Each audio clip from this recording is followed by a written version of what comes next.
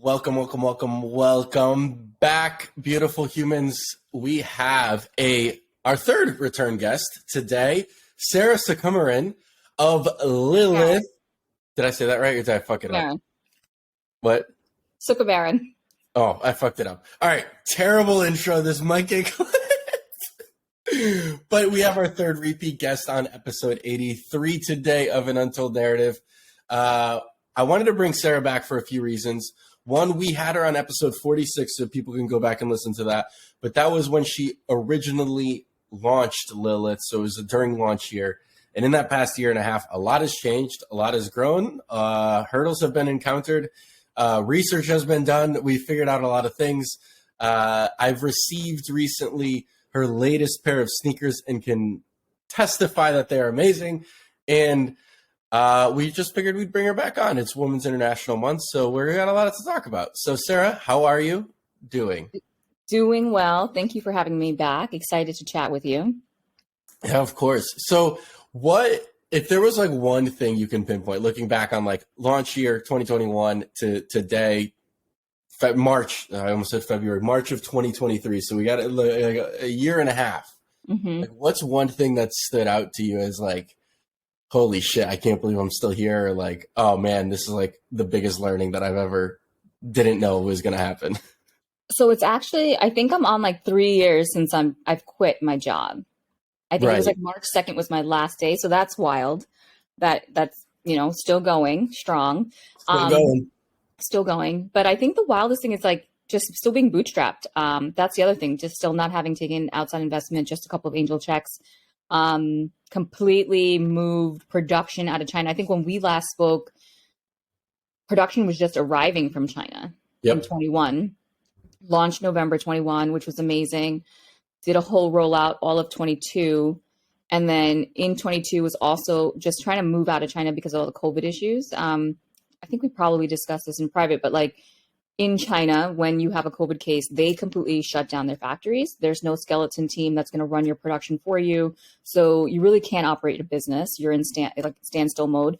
So I quickly made the decision to start just talking to new factories globally. So it wasn't just like in Asia, it was Europe, looking at South America possibly, and just trying to find a redundancy plan to keep going because China just really didn't give us that level of confidence that they can continue production. So made the decision to move to Portugal, which was exciting.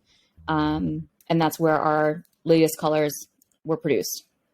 Yeah. And like, so the self-funding aspect, it's been 3 years, right? Like that's to me stands out. I think that's banana land, right? Like how like granular do you get when you look at your month to month? Like you live in Queens, like New York, like it's obviously not the cheapest place to live. Like, how granular do you get? Do you have like a list of your like monthly expenses and you're just like, okay, oh fuck, I got like X number of months left? Or like when you look at a roadmap, like talk through a little bit of that. I do try to operate like how a tech startup would, right? So I have my monthly burn. I understand how much cash I have left, how much money is coming in from just sales, collecting angel investment checks, for example. So I do keep track of everything. And I think I would say the first 2 years, I was so strict about budgeting. Like I was like, can't spend a dime, even when there was money in the bank.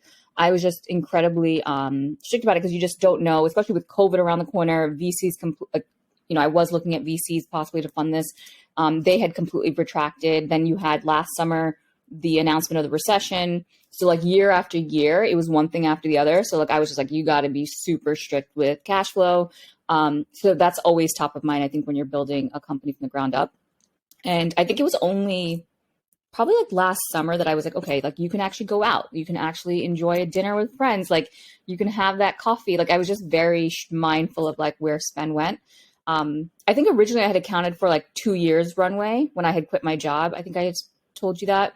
But then just like stretched it out, obviously with like inbound sales, and some of the angel checks. So still going.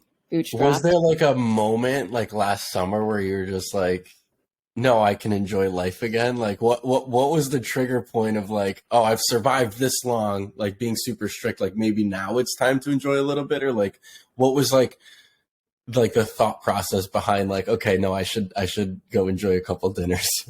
Yeah, I don't know what it was. I think it was just like friends also, like I think we were, as a society, we're getting more comfortable going out, right? Like I think for 2 years people were truly like locked in, being hermits, rightly so. I am definitely someone who's just like paranoid about that stuff, like so I'm indoors.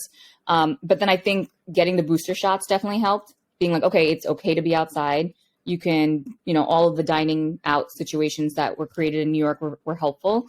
And then you just get like, you're going crazy. You're going stir crazy. Like you're running your business, you're losing your shit just doing that. Then you have all that COVID, just insularness. So I think just going out, going for a walk, grabbing coffee with a friend just made sense. Otherwise, I don't think I would have just mentally survived. So it was just a culmination of everything. Yeah, no, I guess. So do you think like that period of like COVID, because it limited like your expenses and from one perspective, like actually helped your business?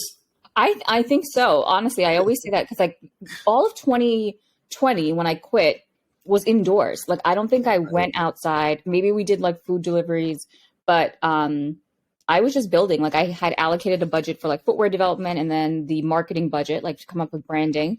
So I had a very strict, like if you see my Excel sheet, it's like color coded. It's insane. So like, I knew how much money was coming in and out every month.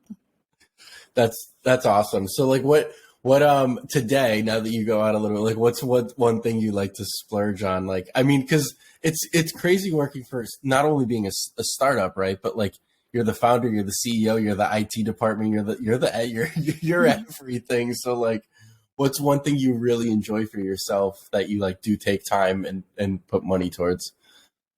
I think for the longest time I wasn't getting my nails done. This sounds so ridiculous.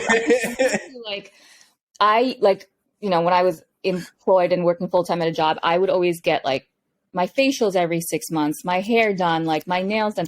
And that like went out the window with COVID, but two, just starting a business. I'm like, I don't have time for this. Like I need to be just like on my shit. And I don't have those, just pleasures of like sitting down and relaxing and getting your nails done. I think just reincorporating that just helps from a mindfulness perspective because you tune out, you're in another world. I'm listening to my music. So I would say that has been helpful. That's the one thing I kind of incorporated back. Like I'm still not doing the facials. I kind of just do my own self-care rituals at home, but the nails are back. I love that. I think that's super important, right? Like that's like, everybody's got their own little thing, whether it's shopping or doing your nails. And it is important because, we work from home, like you and I, like all the time. Like we're not surrounded by massive teams or people, and like we're on video. So like spending time to talk to other people is like, those moments are super rare, but then also wildly valuable. Right. Do you have like go-to people that like you communicate with, like a best friends group or like a mentorship group or like anything that like helps you on your business? Like I know you work with two amazing designers down in Colombia, like who probably super help. Like they're amazing. So talk through like your week by week, I guess. So I would say like I'll walk through like last year because I feel like there was a little more like stability and a regular cadence around there. So yeah, Sarah and Valeria are both based in Medellin, are our footwear designers, and so would have a weekly meeting with them, and even just touch bases by WhatsApp. Like we just constantly communicate, talk revisions, talk iterations. They'll send me new tech packs. So I would say that was probably the most regular communication. And then since COVID kicked off, I had regular meetings with other women founders, not in the footwear space at all, but building their own platforms, whether it's in the childcare space, someone's building a streaming platform for the global South. We just have regular meetings, just touching base as founders, like what are our struggles? What can we help each other with? Is there an investor that we can then pass off to someone else? So we were quite regular. I would say like the first 2 years, like 2020 to 22, a few people dropped off from that. And then it became like a once a month situation. And then I had a group recently evolve where we're trying to focus on writing, like just being more vulnerable. I think I had spoken to you about that, like getting on Substack and possibly just writing and talking about the struggles of, running your own startup or being, like a lot of founders I know, for example, are partnered, right? They're married, they have spouses who can actually provide some sort of support. But then there's a few of us who like don't have that, right? Like it's really like a super solo founder situation. So exploring that through writing we kind of I've been kind of slacking on that front, but trying to get that off the ground. So I would say like the support systems are there, and having that regular communication is super key. And then I have a great advisor, Eric, who always checks in on me, helps me with the financial projections, always sending me like alternate suppliers, alternate manufacturing facilities. So he's been great.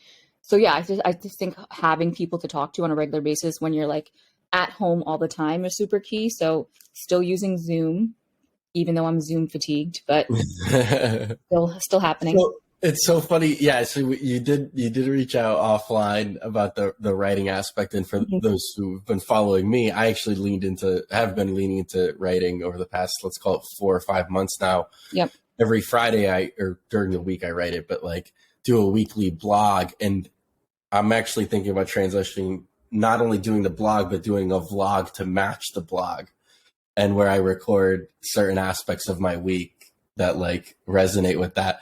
Because to your point, I'm exactly the same. I'm isolated. I'm by myself. And so like, if I don't talk to myself, right, it's like, I'm going stir crazy. Like, I mean, we have social media, we have our best friends, but like at the end of the day, 98% of the day is by yourself.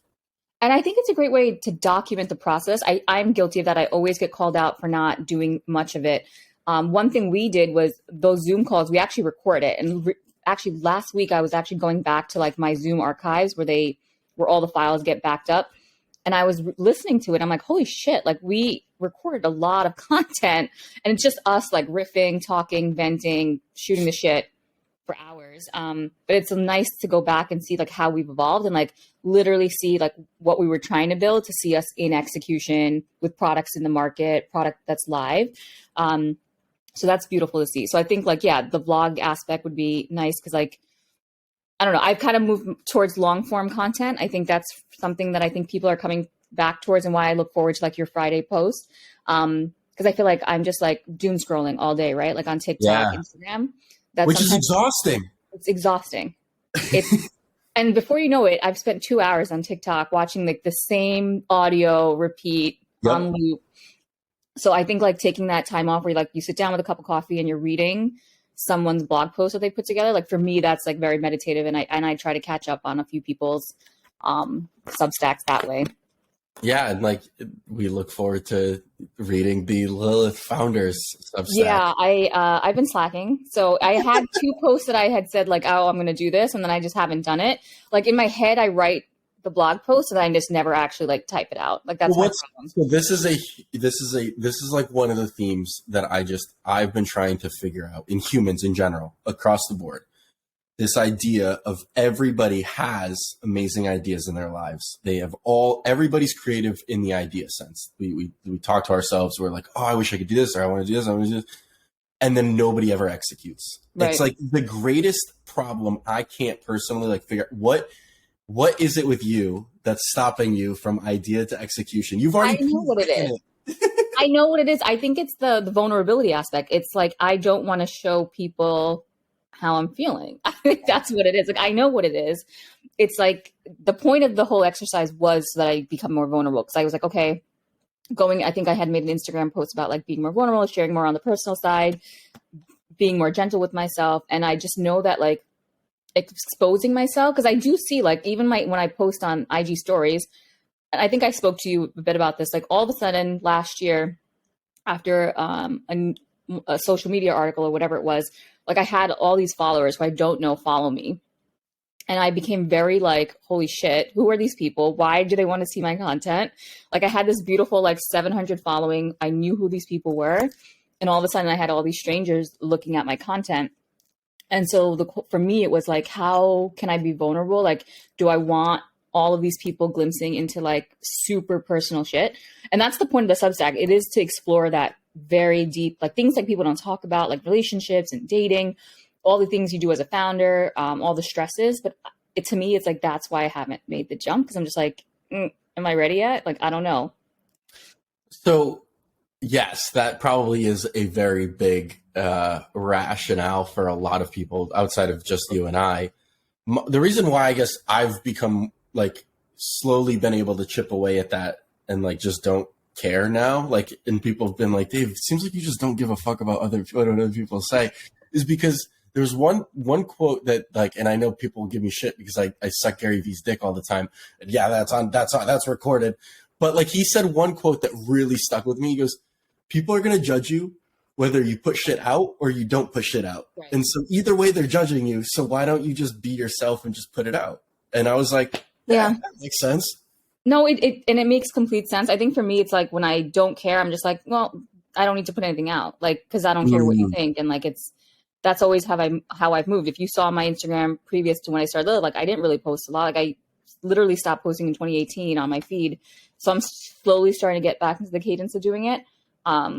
It's just like, I think the level of vulnerability that I'm trying to share, it's like pretty deep. And I'm like, I don't know if I want to share it. Don't you, like, the reward of being vulnerable and putting shit out is that you can inspire so many amazing people to do and take that leap, right? Like, especially with what you're building with Lilith, like, you tailor your content, your sneakers, your product, your storytelling to females.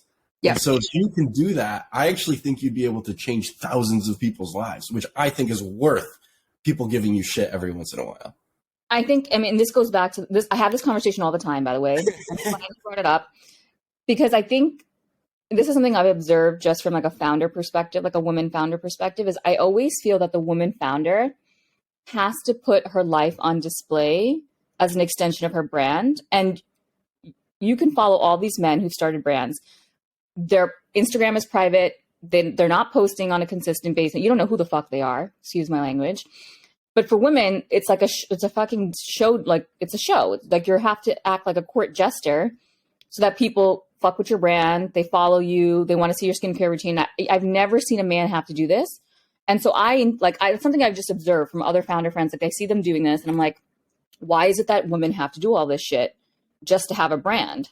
And I get it. Like, you can inspire, like, there's no shortage of DMs that I get that people reach out and say, holy shit, like, what you're doing is amazing. Like, I get it all the time. I actually screenshot all of them. And when I'm having a rough week, and as you know, I've had a rough week this week, like, I look at those, right? And like, I reflect on them and I have them in my album on my phone.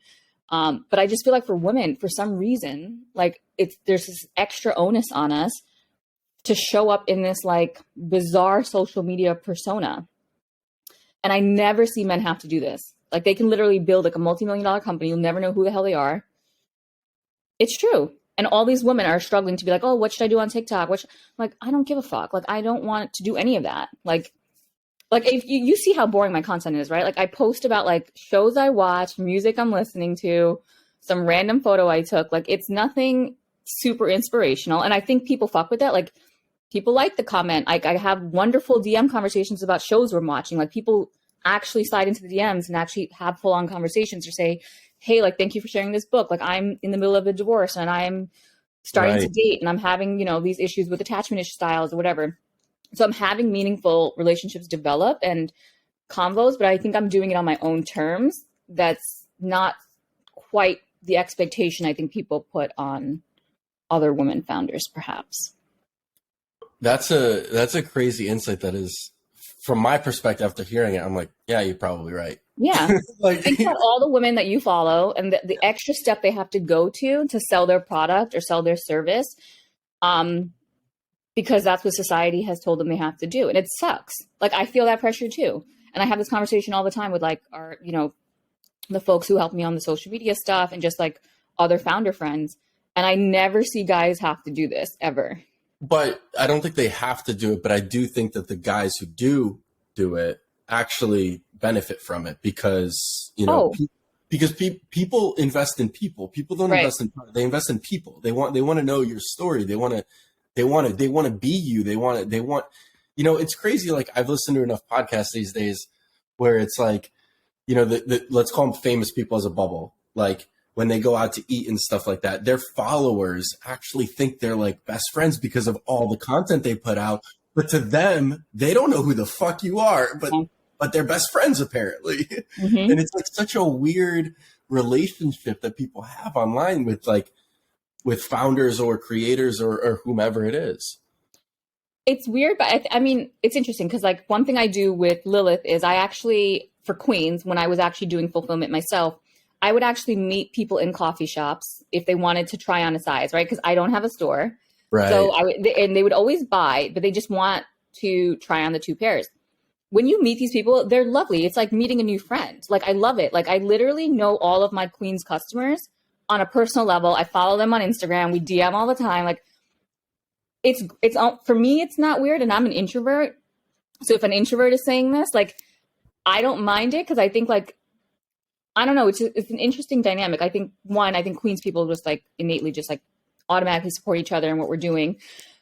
But it's just beautiful to find people who like truly see your vision and see what you're building and have an appreciation for it and want to support you. And at the end of the day, we're all kind of very similar in what our interests are. Like, the person who was attracted to Lilith, we all have very like interesting commonalities as creatives.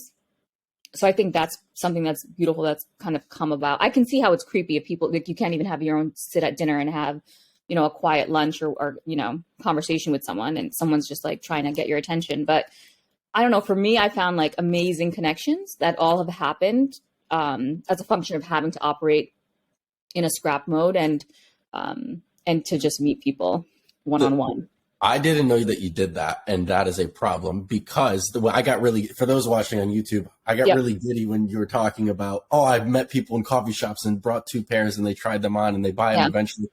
The fact that you didn't pay some random schmuck out of college in Queens to come record that exchange and put it out as content blows my brain out of my fucking face. That is like content that the world needs to see, that you are bootstrapping, meeting these people. I take photos of their shoes, and that's about it.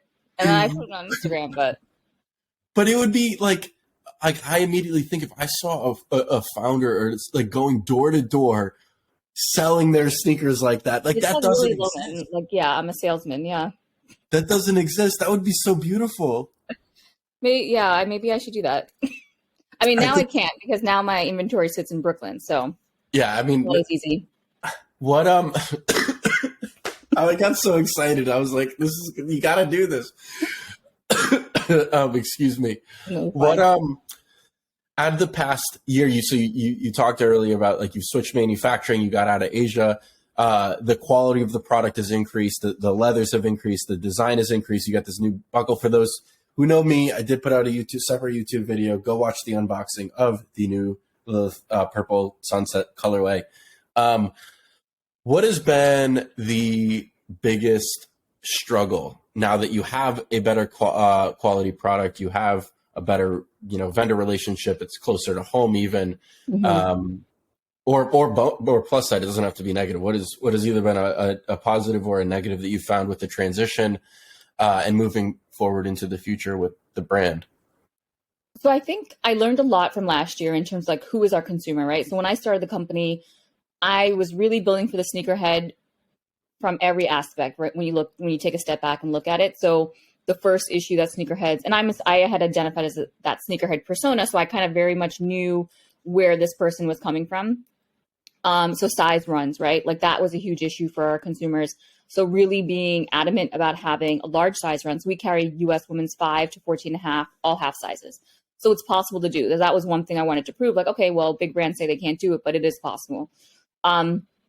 Second thing was really indexing on high premium materials. So, like, making sure we had leather, nubuck, pebbled leather, suede included in our products.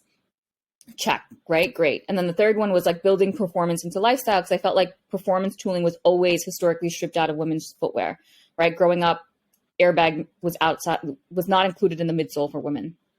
And so I was like, okay, let's use Vibram soles, right? You know that. And went ahead. So I was like, okay, great. The sneakerheads are going to completely fuck with this. We're addressing all of their concerns. We were at what I thought was premium price for a sneakerhead, right? $225 is kind of like what the higher end Jordans go for. So I was like, okay, let's start there. And very quickly just realized that the sneakerhead women do not purchase. And that was such an interesting, and I had seeded and I had done some gifting. I didn't do a lot because obviously I'm bootstrap, but like really tried to focus on this woman sneakerhead consumer, because I'm like, this is really addressing so many of the issues that they have been vocal about for the past decade plus. And unfortunately, just through the data, found that this other consumer emerged who I knew existed, but I just didn't think that this consumer was so like kind of footwear or sneaker obsessed. And this is like the woman luxury consumer who literally buys one shoe and will come back for the other colorways. Like kind of similar to what sneakerhead behavior is, what expected behavior from a sneakerhead, but it was coming from a more luxury consumer who had higher disposable income, didn't question the price point, realize how comfortable the shoes are, right? Like I get messages that people walk 70,000 steps in Europe on their vacations and like they're so comfortable. And I get messages all the time like this. And so just very quickly realized like our sneakerhead women just aren't purchasing. And I was digging deeper into why that was. And I think unfortunately in the US, it's still hype driven, right? You see, and I see these women, right? Because I follow them on their socials. They are buying sneakers, maybe 10, 15 pairs a month. Okay. They are buying Dunks in every color, AJ1s in every color, but they have not purchased a Lilith pair. And that's their prerogative. That's fine. But I thought that was so interesting, right? Like, so they're still chasing the large brands, whether it's Nike, Yeezy, Adidas, in terms of like social clout, I suppose, and kind of posting about that. I found that male sneakerheads were quite supportive of us. So people are always shocked to hear that guys do purchase from us, and they're super excited, I think, by the colors. I also think the male customers are just excited to support independent brands. I think they're more willing to experiment with independent brands, which we have historically seen, right? Like if you look at a men's collection, they'll have like things from Brand Black or Clearweather, and they go outside of kind of some of these traditional, legacy brands. And then you have the woman luxury consumer who just simply wants something different, wants something unique, loves a bold color, can remix it with a maxi dress, can dress it down if she wants to. And I just find that consumer, she exists in the US for sure, but also like in Europe, right? Like if you look out, take a step back, move away from the US where it's still so hype focused. Like you go to Europe and Yeezys are still on the wall, right? No one really cares. People want something that's more unique, that has more storytelling. I think Lilith as a brand resonates more with like a European Asian consumer that's more focused on luxury premium. That is something that someone else doesn't have. The visuals are very editorial, and I think that just vibes with that consumer base. And so for me, I had to it took me so long, if you talk to Sarah and Valeria, like to reconcile with that. Cause I was like, why aren't the women sneakerheads fucking with us? Like, what is happening? Like, I was really trying to solve for this. And they were like, it is what it is. Like, it's fine. But like, I felt this guilt because like, I'm that woman sneakerhead. I thought I was building for myself. And maybe one day they will come. Maybe there's like that inflection point just hasn't happened, but I had to shift, right? Like, I'm just like, well, if that's the case, my price point's going up, right? So going forward, and I think now we're looking at wholesale as well with retailers. So like the price point's $395 USD. And I think that another friend, I was with them at dinner and they were like $995. They were like, you're too low. Wow. Well, folks, if you're listening to this and you go to Lilith, I don't know if you can buy it. It's for now. We reopen in a few weeks. People will still be able to buy. I'm going to give people a grace period because I haven't announced the price change. I kind of hinted at it a few times. People will have a grace period to be able to purchase at the old pricing, but once the retailers receive their inventory, we're switching over. And I want to say, one, I think it's amazing that you follow. What I really appreciate about you is you come from like a data analytics side of things, right? So like you're always following like the numbers, and like you're like, okay, I gave this a very honest effort for 2 years, and clearly it's not working. Here's what we have to try, and we have to move, and we have to shift, and we have to adapt. And so many people get stuck in their ways, and they're like, no, they're gonna beat this horse to fucking death. You're like, no, fuck it. Let's give it a ride and see. You gotta fail fast. I always say fail fast. So I think we're at a cool point. Like we first had you on a year and a half ago when you just launched the product out of China. Now it's the product out of Portugal. People listening to this, it's Women's International Month. Go support in a couple of weeks when Sarah reopens. Last chance at 225 before we go off into premium luxe, which I'm very excited about to see what happens next. Is there, I've switched the closing traditions on this podcast since you've previously came on, Sarah. One question that I love to ask people is, if there's 1, 2, 3, a handful of humans who you want to give flowers to, who would you give them to who have helped you along the way, or that you just really admire from afar? Maybe you don't know them, but you love the way that they tackle things, they do things. Who's somebody that you would give flowers to that come to mind? Okay, so I'm going to do like 3 buckets. Yeah, You can get some extra names in. So I would say Sarah and Valeria, because they're so dope. They're our footwear designers.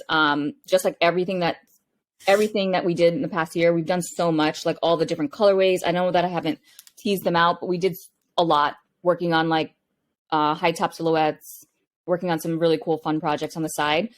So I would say those 2 for sure. Our factory partner, can I say his name? I don't know. We'll say our factory partner for now. Okay. Yeah. And then Eric Goldner, who's my advisor, who's been absolutely incredible. Just always checking in, always being super supportive. He's ex-Nike, ex-Columbia, ex-Wolverine, works in supply costing.